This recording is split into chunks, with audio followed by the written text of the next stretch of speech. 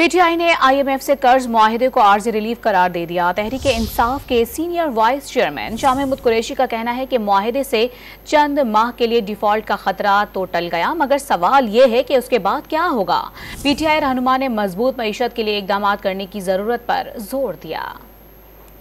एक मुआहिदा हुआ है, एक 9 माह के लिए $3 बिलियन का स्टैंड बाय अरेंजमेंट जो है वो आपके सामने आया है।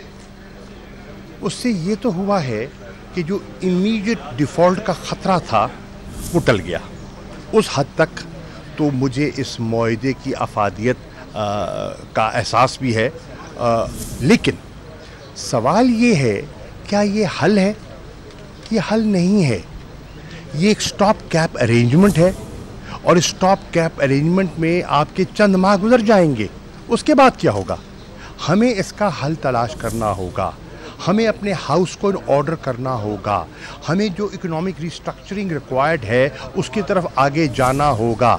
अगर नहीं जाएंगे तो माजी में भी हमने कई मुआहिदे किए जिनको पाया तकमील तक ना पहुंचा सके, तो ये एक और उसका शाखसाना होगा।